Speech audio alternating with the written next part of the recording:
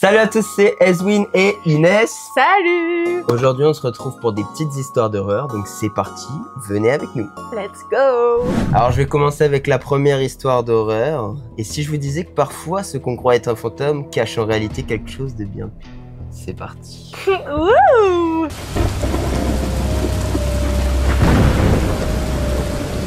Dans les années 80, dans une banlieue tranquille du Massachusetts, la famille Andrews pensait vivre une vie ordinaire. Mais tout allait basculer pour toujours. Annie Andrews, 15 ans, essayait tant bien que mal de se reconstruire après la perte de sa mère. Solitude, tristesse et ce grand vide dans une maison devenue silencieuse. Jusqu'au jour où elle reçoit un appel. Un garçon, Danny, qui dit l'avoir remarqué au lycée. Il est gentil, attentionné, drôle. Et Annie, en quête de réconfort, accepte donc de le rencontrer. Quand elle le voit pour la première fois, elle est glacée. Danny n'est pas du tout celui qu'il prétendait être. Sale, mal habillé, le regard fuyant. Quelque chose cloche. Très vite, Annie écourte la rencontre et décide de ne plus répondre à ses appels. Elle croyait que l'histoire s'arrêterait là, mais ce n'est que le début. Peu de temps après, des choses étranges commencent à se produire dans sa maison. Les objets changent de place. Les chaises sont déplacées, les tiroirs ouverts. Annie et sa sœur pensent d'abord avoir oublié de ranger. Mais la situation empire. La nuit, elles entendent des chuchotements, des grattements venant des murs. Elles se persuadent que c'est leur imagination, ou peut-être la maison elle-même qui leur joue des tours. Puis viennent les messages. Un soir, en montant à l'étage, elle découvre un mot griffonné sur le miroir de la salle de bain écrit en ce qu'elle pense être du sang « Je vous regarde ». Leur père, pensant à une mauvaise blague, fouille la maison. Rien. Pas de traces d'effraction, personne. Mais les manifestations continuent. Les filles trouvent leur lit défait alors qu'elles étaient absentes. Leurs vêtements sont éparpillés partout, des portes claquent sans raison, des objets disparaissent. Et toujours ces messages de plus en plus menaçants. Partez maintenant, je suis dans votre tête. Petit à petit, elle commence à croire que la maison est hantée. Mais la vérité était bien pire. Ce que la famille ignorait, c'est que quelqu'un vivait dans leur maison. Daniel Laplante, a.k.a. Danny, avait réussi à se faufiler à l'intérieur avant même leur premier rendez-vous. Depuis des semaines, il se cachait dans les murs, dans les combles, dans les placards les moins accessibles. La nuit, il sortait discrètement. Il se nourrissait de leurs restes de repas. Il déplaçait des objets, écrivait des messages avec du ketchup pour simuler du sang. Il ouvrait des portes, faisait grincer les clochers volontairement. Tout pour leur faire croire à une présence paranormale. Il observait la famille en silence dans l'ombre, attendant son moment. Un soir, alors que la situation devient insupportable, le père décide d'inspecter chaque recoin de la maison. Il ouvre une petite porte du placard sous les escaliers qu'il n'avait jamais vraiment remarqué. Et là, horreur. Daniel Laplante est caché, recroquevillé, un couteau à la main. La police est appelée immédiatement et Daniel est arrêté. Heureusement, personne n'est blessé, mais le cauchemar, lui, est loin d'être terminé. Quelques années plus tard, Daniel Laplante deviendra tristement célèbre pour un acte encore plus sordide, le meurtre brutal d'une femme enceinte et de ses 2 jeunes enfants. La prochaine fois que vous entendez des bruits dans votre maison, assurez-vous que ce ne sont pas les murs eux-mêmes qui respirent. Ouh! Voilà, c'est la fin de cette histoire. En fait, ce qui est horrible, c'est que tu remets un peu tout en cause, en mode t'es là, en mode, je sais pas, genre t'as l'impression que c'est du paranormal, tu comprends pas ce qui se passe, tu commences à douter de même toi-même, ce que t'as pu déplacer, ranger, etc. Et en fait, non, c'est juste, il y a un gars, il est caché dans le mur, en train de bouger les choses et tout, t'es hanté, quoi.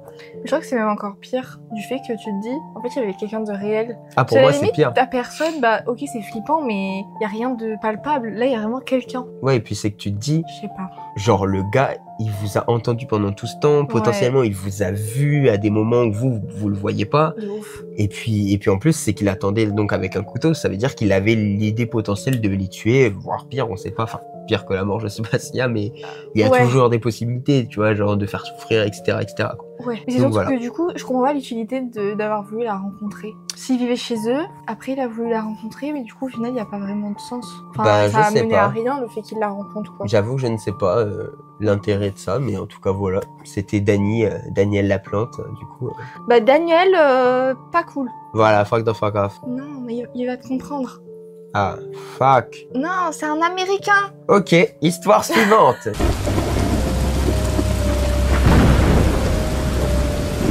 Le tueur à la hache de la Nouvelle-Orléans.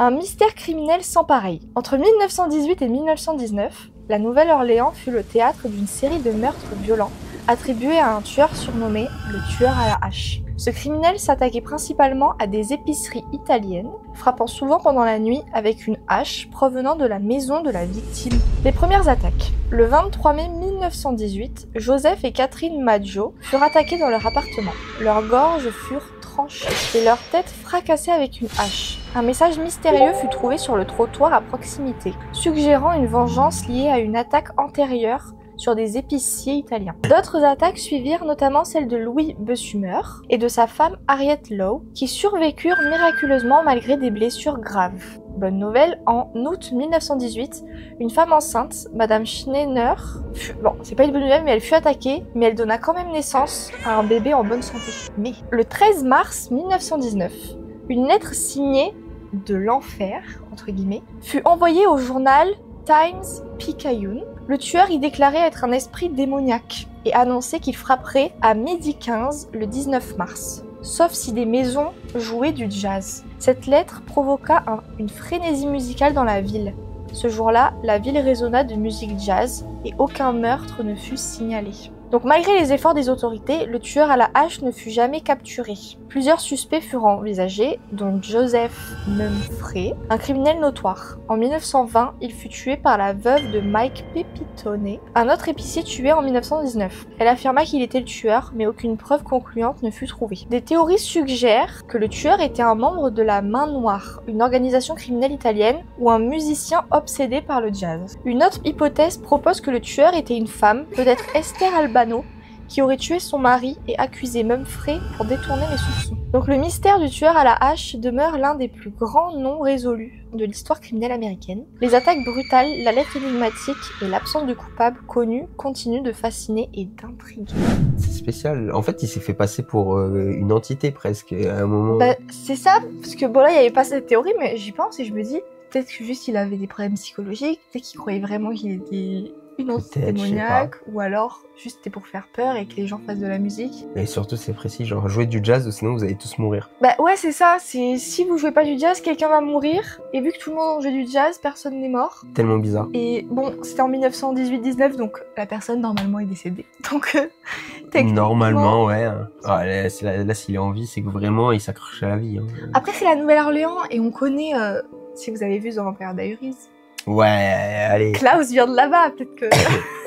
D'accord. En tout cas, ça fait bien flipper les histoires non résolues, je trouve. Bah c'est qu'en fait, y a pas vraiment de fin, tu sais, au moins une fois que c'est résolu, tu te dis, bon bah c'est bon, il est en prison, il y aura plus de soucis. Bah, là, tu te dis, ça peut revenir à tout moment, il va falloir foutre du jazz, on va devoir se casser les oreilles et tout. La Saint-Symphonie, c'est partout, quoi. Mais il y a quand même une dame qui a pu donner naissance à son bébé, ça c'est cool. Il y a un peu de positif dans le négatif, quoi. Puis il y a quand même quelqu'un qui est mort, parce que quelqu'un l'a tué en pensant que c'était vraiment lui. Et on va partir pour la troisième et dernière histoire de cette vidéo, c'est parti.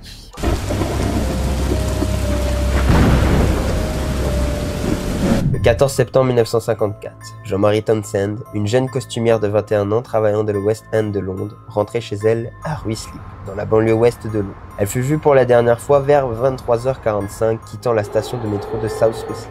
Le lendemain matin, son corps fut retrouvé dans un terrain vague près de la jonction de Victoria Road et Angus Drive, à proximité de l'actuelle église catholique Saint-Grégoire-le-Grand. L'autopsie révéla que Jean avait été étranglé avec son propre foulard. Étonnamment, malgré le retrait de certains de ses vêtements, il n'y avait aucune trace de violence ni de vol. Le coroner exprima sa perplexité quant aux raisons pour lesquelles Jean avait été ciblé. Les premières pistes se tournèrent vers les militaires américains stationnés à la base aérienne de South Ruislip, située à proximité. Des témoins rapportèrent avoir entendu une femme crier, suivie de voix d'hommes se disputant, dont l'une semblait avoir un accent américain. De plus, plusieurs femmes signalèrent avoir été abordées par des hommes parlant avec un accent américain et conduisant des voitures de type américain dans les jours précédant le meurtre. Cependant, malgré ces témoignages, aucune arrestation ne fut effectuée. En 1982, les autorités rouvrirent l'enquête, après avoir reçu des appels anonymes, mais aucune nouvelle preuve n'émergea. Les tests ADN réalisés dans les années 1990 sur les vêtements de la victime ne donnaient rien de concluant. En 2005, une demande d'accès au dossier de l'enquête fut refusée en vertu de la loi sur la liberté d'information. Et une décision fut prise de maintenir les fichiers confidentiels jusqu'en 2031. Cette décision raviva l'intérêt pour l'affaire. Une théorie suggéra qu'un noble italien expatrié, le comte Francesco Carlo Dallatri, pourrait avoir été impliqué. Il aurait quitté précipitamment l'Angleterre peu après le meurtre. Il aurait possédé un manteau de l'US Air Force. Cependant, les autorités écartèrent cette hypothèse en raison du manque de preuves tangibles. Certains chercheurs suggèrent que le meurtre pourrait avoir été le résultat d'une tentative de vie qui aurait mal tourné. D'autres avancèrent l'idée que l'assassin pourrait avoir été un criminel local, tel que Brinsley McDonnell, un petit délinquant et trafiquant de marché noir décédé en garde à vue, bien que cette théorie n'ait jamais été confirmée. L'affaire de Jean Townsend demeure l'un des mystères criminels les plus persistants du Royaume-Uni. Elle a inspiré des ouvrages, des documentaires et continue de susciter l'intérêt des passionnés de faits divers. Voilà, c'est la fin de cette petite histoire sordide. C'est encore une affaire non résolue. Que du non résolu, comme ça vous allez pouvoir dormir sur vos deux oreilles. Mais écoutez, si vous avez des théories, si vous connaissez ces histoires, Si vous avez des n'hésitez pas. informations, si votre père c'est le tueur en question, votre mère, votre soeur, votre chien, votre cousin, votre oncle, votre voisin, votre banquier, votre youtubeur préféré peut-être. Enfin voilà les très chers amis et les très chers abonnés, j'espère que cette vidéo vous aura plu. J'espère que tu fonctionnes. Et si c'est le cas, vous n'hésitez pas à mettre un pouce bleu, ça donne énormément de force. À commenter, mettez tout ce que vous voulez, blablabli, blablablou, ce que vous voulez. Même si c'est la couleur du ciel, l'heure Voilà, à laquelle... peu importe. Et Tout, si vous avez des partagez. histoires dont vous aimeriez qu'on parle dans des prochaines vidéos, potentiellement, Ouais, n'hésitez pas surtout à nous vous dire n'hésitez pas. si vous connaissez des histoires qui peuvent être soit d'horreur, enfin soit paranormales, soit qui ont vraiment existé, résolues, non résolues, peu importe. C'est ça. Et surtout, n'hésitez pas à vous abonner pour être présent pour les prochaines vidéos. On va essayer de concocter du lourd pour la suite des événements. Tout à J'ai dabé. fait. Waouh. Enfin Ouais. voilà. Oula. Des bisous la famille. On se retrouve prochainement. Et je vous dis ciao tout le monde. C'était Ezwin et... Inès. Des bisous la famille. Abonnez-vous à mon OnlyFans.